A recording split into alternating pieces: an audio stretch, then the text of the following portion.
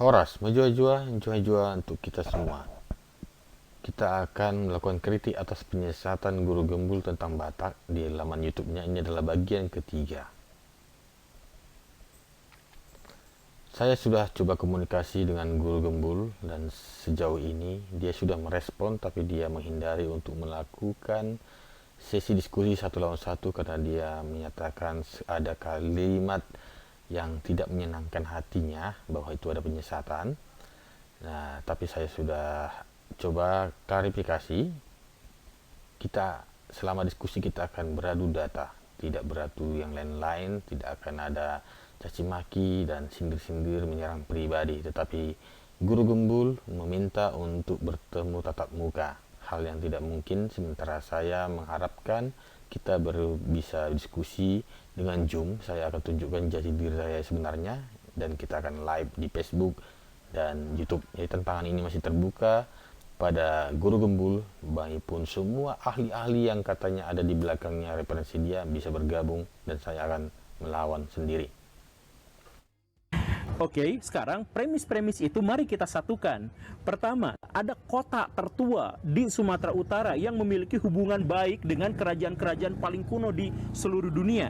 Yang ketiganya adalah walaupun di Sumatera Utara itu ada kota paling tua di dunia, tidak pernah ada nama Batak disebut di sana. Jadi saya kurang tahu kenapa guru gembul ini bingung, karena Barus itu memang kota tua, tapi Barus itu adalah suatu pelabuhan. Bisa jadi sebelum ada Batak, Barus itu bukan bagian Batak, tapi setelah ada Batak, Barus itu menjadi bagian Batak. Jadi sebagaimana pelabuhan perdagangan yang memperdagangkan hasil pertanian di dalam dari pedalaman, katakanlah kapur Barus Kemenyan, bisa dilakukan tanpa manusia pedalaman, ya bahan-bahan itu sendiri tumbuh di pedalaman.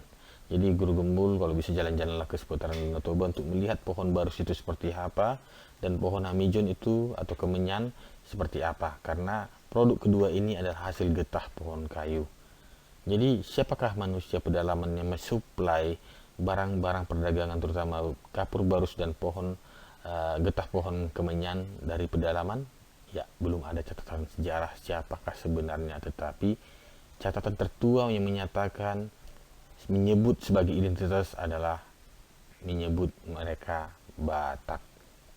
Silahkan ajukan argumen data dokumentasi jika ada penyebutan suatu bangsa suku sebelum Batak di pedalaman Barus.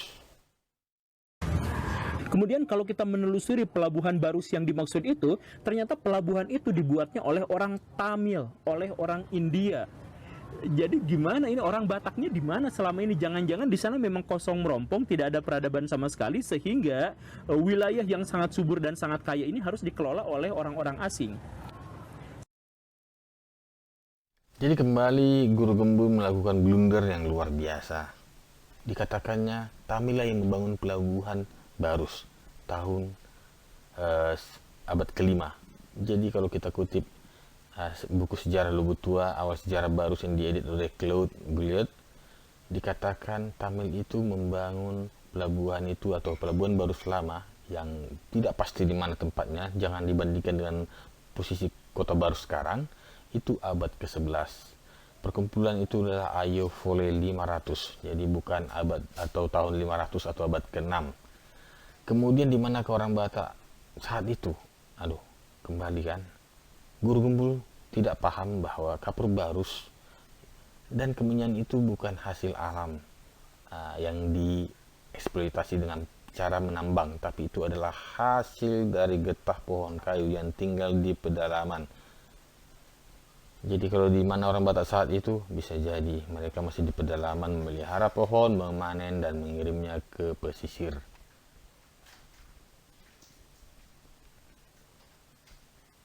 Kemudian guru gembul mengutip suatu buah buku dari R. William Liddell menyebut sebelum abad ke-20 penduduk Sumatera Utara ini tidak mewujud dalam kelompok etnis.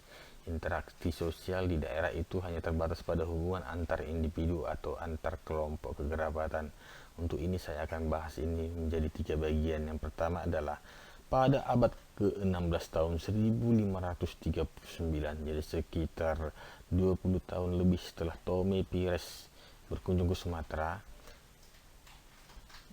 Fernand Mendes Pinto mencatat bahwa kerajaan Batak itu mempunyai kekuatan 8.000 tentara yang dibantu oleh 7.000 tentara multinasional menjadi total 15.000 tentara yang dipimpin oleh Raja Batak melawan Aceh yang didukung Turki. Jadi pada saat itu Aceh baru mulai ekspansi. Kerajaan-kerajaan itu adalah Minangkabau, Luzon, Indrapura, Jambi, dan Bornis. Mungkin ini Borneo. Jadi buku ini diterbitkan tahun 1653, hampir 400 tahun yang lalu. Selanjutnya kita akan flashback. Katanya tidak ada kelompok etnis. Pada tahun 1783 William Marsden membuat buku sebagai laporannya dalam The History of Sumatra, menyebut negeri Batak ada beberapa distrik atau provinsi, yaitu Angkola, Padang Bolak, Mandailing, Toba, Selindung, Singkil. Kemudian ditulis di dalam buku itu masih ada lagi dibagi-bagi dalam beberapa suku, yaitu Angkola ada 5 suku, Mandailing 3 suku, Toba 5 suku, dan yang lain dia tidak mendapat informasi. Jadi ini sebelum abad ke-20 atau sebelum tahun 1900. Ya, yang ketiga masih tentang masalah etnisitas ini. Jadi tahun 1823 John Anderson diutus untuk menyelidiki pantai timur Sumatera Utara atau disebut Sumatera Timur dalam bukunya. Sebagai laporan dia menulis Mission to East Coast Sumatera, mencatat beberapa suku-suku bagian Batak di pantai timur Sumatera, yaitu setidaknya ada suku Kataran di daerah Simalungun saat ini, suku Perdembanan ini di daerah Batubara Asahan saat ini yang disebut adalah orang dari Toba atau ditulis Tubas. Dan disebut lagi ada beberapa macam variasi suku-suku Batak, termasuk juga salah satunya adalah Karo-Karo yang merupakan salah satu suku Batak yang dicatat oleh John Anderson. Kemudian kita menemukan lagi dalam catatan orang-orang Portugis abad ke-16 atau abad ke-17, Tomo Pires. Nulisnya gimana sih itu, bacanya gimana? Nah, si Tomo Pires itu menuliskan bahwa di Sumatera itu ada kerajaan yang namanya Kerajaan Batak. Letaknya di mana? Letaknya di antara Kerajaan Aceh dan Kerajaan Aru. Ya, Bung Linder, selanjutnya dari Guru Gembul, maaf. Guru Gembul menggunakan peta Aceh masa kini sebagai suatu provinsi bagian dari wilayah Indonesia. Guru Gembul tidak mencoba mundur ke belakang ke tahun 1500-an, yaitu setepatnya 1515 saat Tommy Pires ada di Sumatera menyelidiki dan menulis laporannya yang kemudian dikumpulkan menjadi judul dan diterbitkan oleh penulis lain, editor, yaitu sebagai Suma Oriental. Aceh saat itu masih kerajaan kecil dan baru mulai menginspirasi tetangga-tetangga kerajaannya. Disebut dalam buku Tommy Pires tersebut, mohon Guru Gembul coba membeli, baru baca sebelum mengutip, karena ini sangat fatal dan memalukan bagi seorang guru yang tidak membaca buku tapi mengutip dari sumber itu. Disebut di situ Batak itu ada di antara Pase dan Aru. Jadi bukan Aceh dan Aru. Lalu di manakah posisi Aceh? Di mana posisi Pase? Di mana posisi Aru? Jadi Tommy Pires mencatat ada barisan kerajaan dari mulai Aceh, lalu Biar, Lamuri, Pedir, Pirada, Pase, lalu Batak, lalu Aru. Diperkirakan oleh editor buku yang menerbitkan Suma Oriental of Tommy Pires ini, Raja Batak itu ada di daerah Pamiang, Provinsi Aceh Darussalam saat ini. Jadi tolong sekali lagi jangan mengutip sebuah buku kalau tidak membaca isinya, karena yang mengutip menyesatkan, Pak Guru Gembul tersesat, yang menonton YouTube Guru Gembul makin tersesat. Dengan demikian kita tidak mungkin bisa menginterpretasikan wilayah yang lain selain Sumatera Utara sekarang ini, karena kerajaannya ada di antara Aceh dan Aru. Oke, selesai di situ. Jadi sekarang kita mengetahui bahwa ternyata ada orang Batak, tetapi orang Batak yang dimaksud itu baru muncul abad ke-13 di zaman Sriwijaya. Dalam buku Kolonialisme dan Etnisitas Batak dan Melayu di Sumatera Timur Laut oleh Daniel Peret. Peta-peta wilayah ini bisa terbaca dalam buku itu. Saya coba rangkum menjadi peta wilayah seperti ini. Jadi disebut awal abad ke-13, Jorogu, seorang penjelajah dari Cina, mencatatkan nama Pata di bawah kuasa Sriwijaya. Ini juga Guru Gembul singgung sebelumnya. Kemudian tahun 1285 ini Guru Gembul belum singgung. Anda bisa baca di buku Daniel Peret. Jadi saya minta sekali lagi untuk coba membeli buku sebelum menyatakan sumber pendapat dari buku itu, karena Anda bisa membunuh karakter dari penulis buku itu sendiri. Tahun 1285, sejarah resmi dinasti Yuan atau Yuanxi, yaitu kerajaan yang dirajai oleh Maharaja Kublai Khan, mencatat kedatangan utusan Mada ke istana Maharaja Tiongkok. Daniel Peret sepakat dengan beberapa sejarawan asing lainnya bahwa Mada ini dalam dialek sana disebut Pata atau Bata, dan ini sudah diterima umum sebagai Bata. Jadi sejarah itu dinamis. Jangan karena Batak sekarang ini dianggap berasal dari pedalaman Sumatera, yaitu dari Pusuk Bihit dan Toba, jadi seolah-olah baru di situ memulai.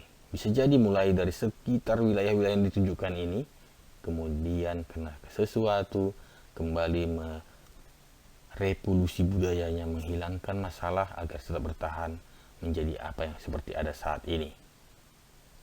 Jadi ini lengkap tahun-tahunnya Guru Gembul. Mungkin Guru Gembul bisa pelajari, beli saja buku Daniel Peret, dan tolong jangan menyesatkan lagi. Jadi contoh ini menyesatkan ini adalah mempertanyakan baru dikenal abad ke-13. Oke, abad ke-13 Batak sudah dikenal. Jadi abad keberapa Jawa, Sunda, dan lain-lainnya dikenal? Adakah catatan tertua menyatakan itu? Karena kalau menurut perjalanan penyerangan Rajendra Chola dari India, ada 3 kerajaan di Sumatera, yaitu Panai, sekarang tidak tahu siapa pewarisnya, Sriwijaya, tidak tahu siapa pewarisnya, dan Malayur yang melebur menjadi Melayu. Malayur diperkirakan di daerah Jambi. Sekarang Melayu sudah ada di banyak pantai Sumatera, Semenanjung sampai Kalimantan dan ke tempat lainnya. Jadi cobalah, saya lihat Guru Gembul ini sepertinya orang Sunda. Buktikan tahun berapa Sunda itu tercatat dalam catatan sejarah. Adakah lebih tua dari Batak atau lebih muda? Itu dulu Guru Gembul. Itu dulu untuk semua pemirsa. Dan ini masih bagian ketiga. Saya perkirakan masih ada 4 atau 5 bagian lagi. Jadi luar biasa. 10 menit video Guru Gembul harus dibahas 1 jam lebih. Itu untuk saat ini. Terima kasih untuk pemirsa, tetap dukung kami, subscribe, sukai, bagikan, komentari untuk kemajuan website kita ini. Horas Mejajua, Jua.